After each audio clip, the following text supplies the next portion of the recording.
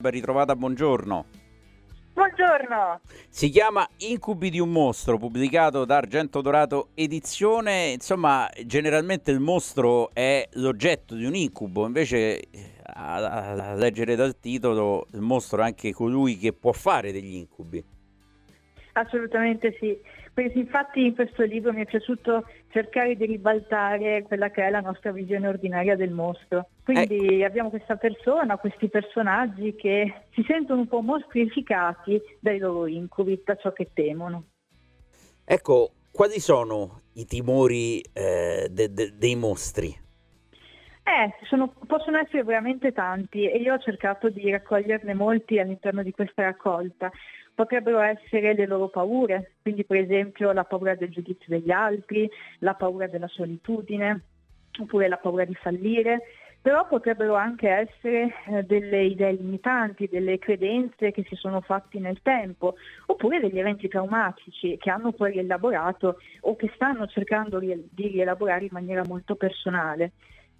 Si trovano anche nel loro percorso di crescita e quindi potrebbero essere in realtà degli obiettivi che fanno riferimento a dei loro valori da raggiungere e quindi potrebbero essere delle persone che stanno semplicemente, con un semplicemente molto virgolettato diciamo, stanno cercando di arrivare al loro concetto di libertà, stanno cercando di capire come liberarsi da qualcosa. Ecco, tu hai una grande capacità di scavare nella psicologia dei protagonisti dei tuoi libri e questo io l'ho potuto apprezzare anche con uno dei tuoi precedenti libri, Nuda Errante, di cui tra l'altro nella ristampa ho avuto l'onore di scrivere la prefazione. E c'è qualcosa in comune tra questo e quel volume?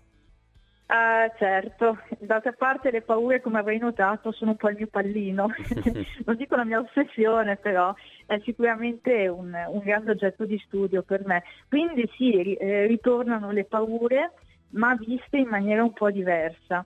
Ci sono tanti punti di vista, tante persone che cercano di risolverle o comunque ci fanno i conti in maniera molto diversa.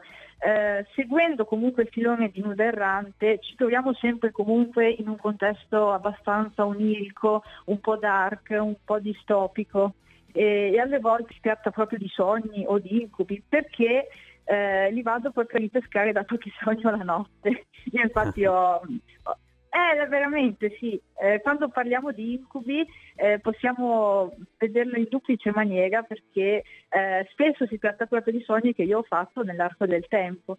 Pensa che questi racconti arrivano da una trentina di anni.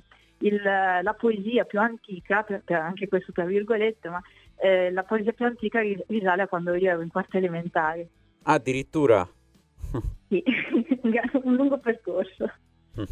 C'è un passaggio di questo libro a cui ti senti più legata, più vicino, oppure anche che è stato più difficile da mettere nero su bianco?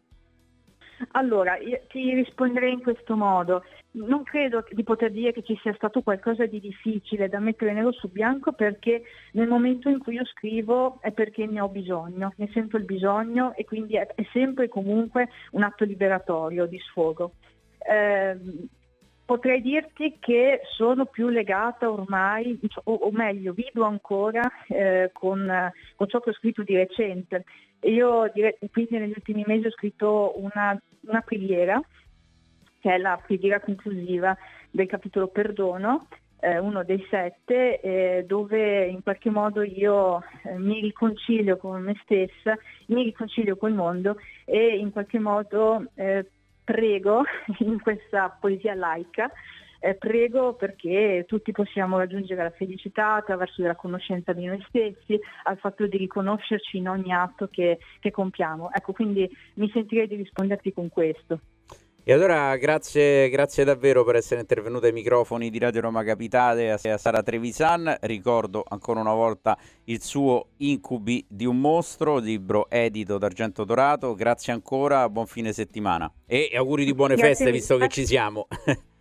Certo, grazie mille Andrea, anche a te.